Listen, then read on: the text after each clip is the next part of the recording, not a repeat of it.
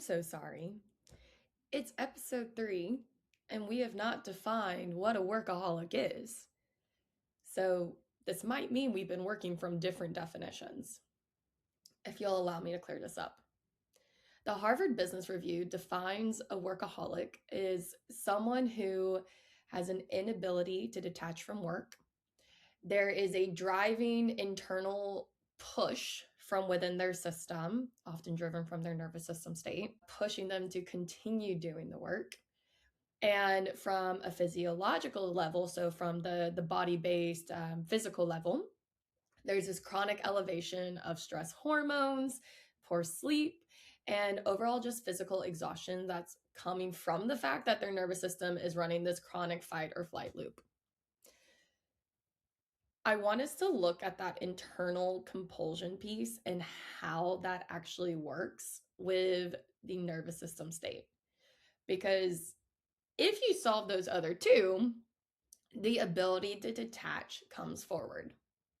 And there's a whole bunch of little beliefs under there that are driving this. So we're going to get a little bit deeper into what's actually making this workaholic experience happen. And just welcome to everyone. Hello, my name is Lindsay Paterka. I am a former workaholic, so I've been 6.5 years in recovery. And I call it recovery because it takes time for the body and mind to find a new internal operating system. And I'm still working on it. So, like any addiction, it comes from where there is a gap first within you.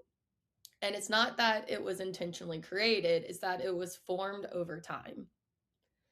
So, often when we look at these beliefs that sit underneath, they're often us trying to solve a threat that might be present. The most common ones that come forward are I am not worthy unless I'm being productive.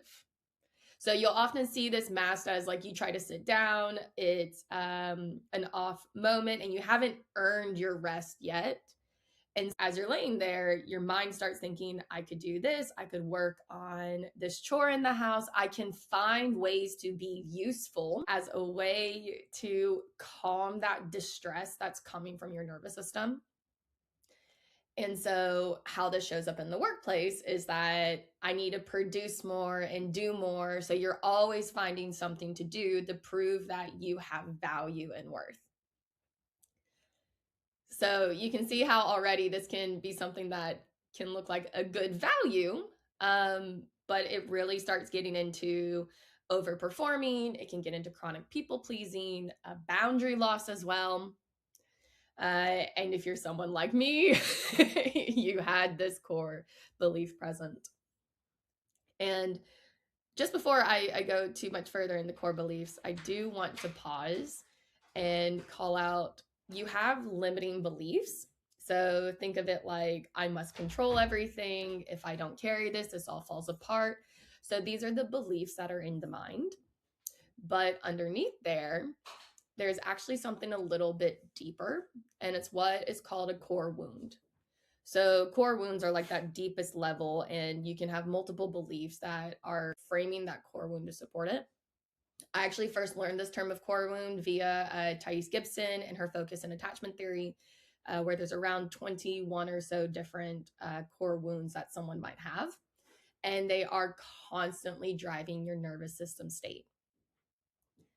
So just taking a step back on that, one of the other ones that often show up is if you're someone who's like hyper responsible, you do everything alone, trying to delegate seems like a poisonous task in your mind and not something you want to do. This could be a sign that I am alone and I am unsupported core wound might be present. And so how this shows up in these workaholic tendencies is, again, it's taking on more work because it's not allowing someone to take it over, or maybe not trusting that someone can do it to the level that you're doing it. So this can, again, be hyper responsibility. It's over functioning. It's saying, I have to do it and no one's here to help me. So again, you can see how this can show up with this aspect as well. And again, I also navigated this core wound. It's why my workaholic tendencies were quite difficult to get out of. The other dangerous one, I would say, and it's often one that you see a lot of women carry as well, is this belief that I am a burden. So it's a difficult one for me to say, but it often comes from I need to prove that I can be here, that I am valuable here, that if I do enough, that I'm not a burden to anyone around me in the workplace. And the way that this one can show up as well is say you have many colleagues who are overworking themselves because they are working from their own space of the core beliefs or core wounds underneath. And so, but they're coming from the I'm alone and unsupported. So you see them working more, or they need to be productive so that they have value. And you feel guilty because you feel you're not doing enough to support them. And that if they were to pick up your work at all, even though it's completely boundaried and makes sense to do it because you need to go home to your family or do other activities, then that guilt is where that I am a burden can come up. And so it often can come with self sacrificing, or if someone even offers to help you, you'll refuse their help because it's, I don't want me to not be doing enough to where I am a burden to others. So I can't accept help or receive help from others. I have to do it all myself again. So there's like different flavors of these core wounds underneath and how they show up. But what they do again is they can actually compound to where the nervous system state is constantly switching between the different ones present. And how this can look like is you have the fight response in the nervous system. So think it's got to attack the threat. You have the flight response. So it's running away, it's avoiding the threat.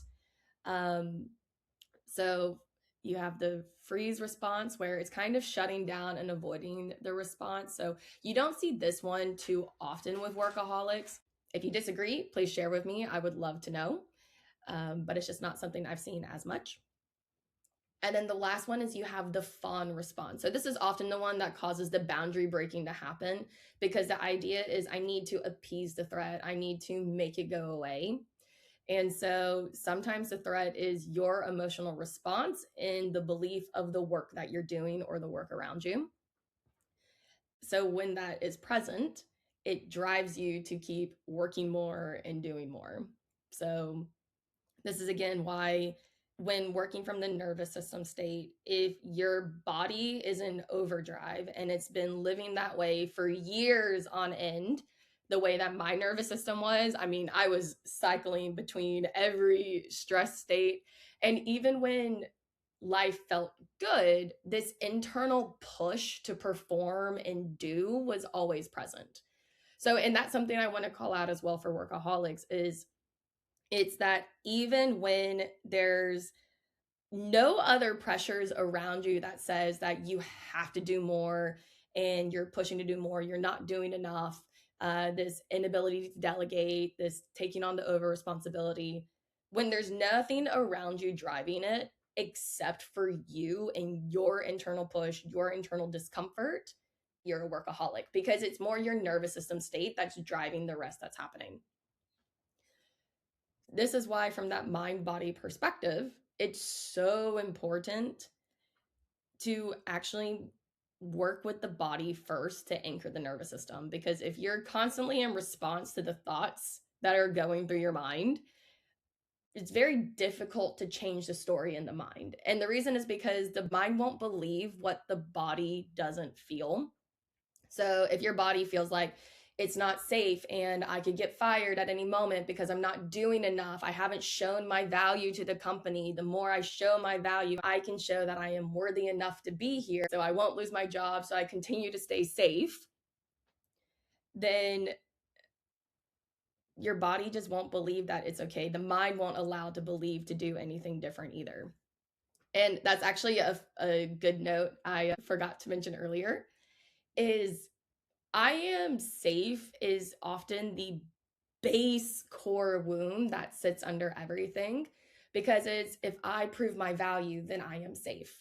If I am not a burden, then I am safe, right? So you can see how this connection exists there. And safe can mean financial safety, emotional safety, relational safety. So there's different definitions of safety that sit under there that are not just physical safety that we typically think about. But the more you can be aware of this connection and spotting the thoughts in action and noticing how your nervous system state is shifting, that's when you can really start breaking this addiction to the work and establish that safety within you that says, I can do less and it's okay. I will share that was one of my biggest breakthrough moments, was when I looked around in some of my earlier years in consulting. And I said this to some of my managers as well. I was like, I realize I am outdoing more than half of my peers and I'm exhausted. So maybe if I do half of what I'm currently doing, so I'm still at 75% instead of the 100% I was doing because my colleagues were down at the 50% mark. Let's just see how I feel with myself, with my body. So this was actually one of the funny wake up call moments, because it was about, maybe I'm doing way more than everyone around me.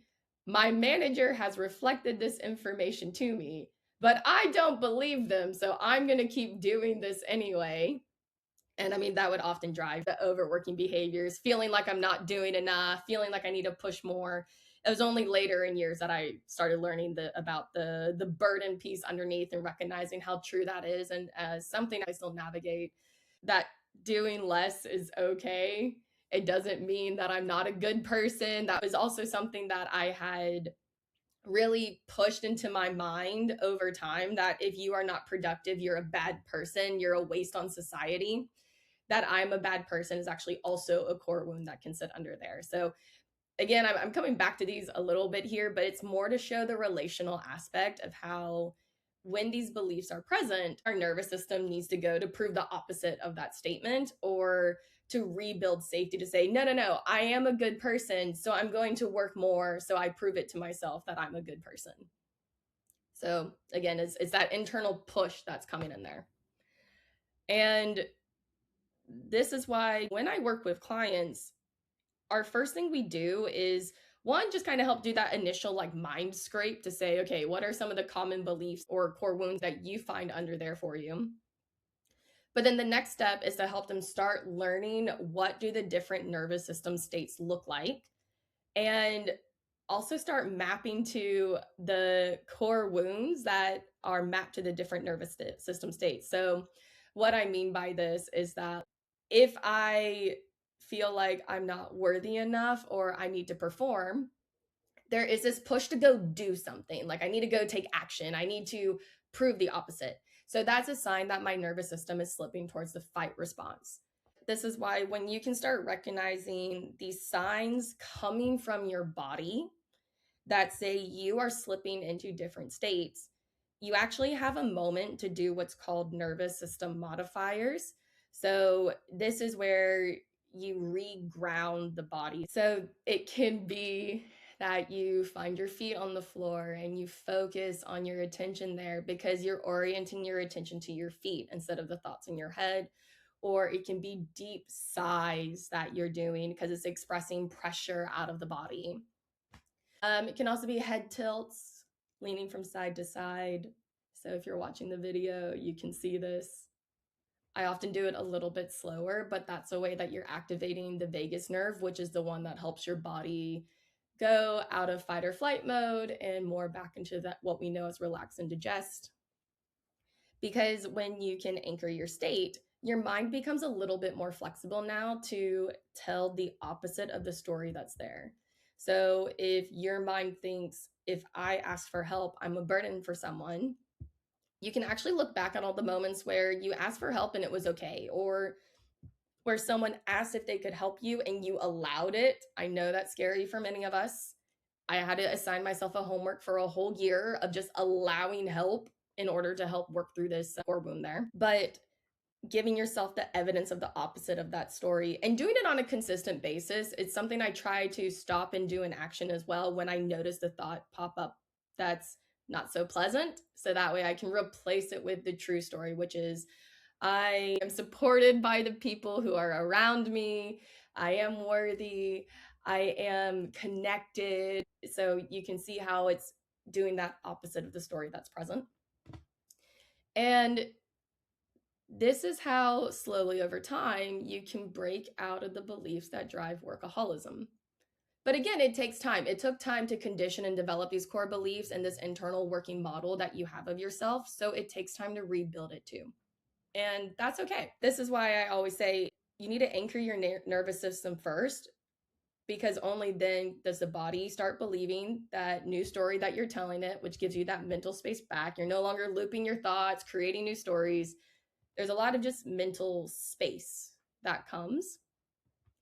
And when you're working from that perspective, you're now able to own how you show up consistently because you're working within your window of view. You're not reacting to the environments around you. You're not reacting to the threat of what your mind is telling you. You are responding to the story of what you want for you. And so this is what allows you to actually take a step away, to detach from work because it feels safe enough to your mind and body to detach. So just as a gift for those who are listening, I am going to attach a voice meditation that helps you ground your nervous system before you do your next action. So thank you for listening to this third episode of Confessions of a Former Workaholic. My name is Lindsay Paterka. I am a recovering workaholic, here to help other workaholics recover too, because we have so much to give and move in the world when we're not busy reacting to the threat of ourselves or the work environment around us. And if this sounds interesting of the items I've talked about today, you can email me, lindsay@thebalancevision.com. The information is in the description. So if you're ready to learn how to anchor your nervous system, reclaim your mental space, and own how you get to show up on your terms, give me a shout. And if you just want to share a comment, feedback, also do that too. And with that, I will see you all next time on Confessions of a Former Workaholic.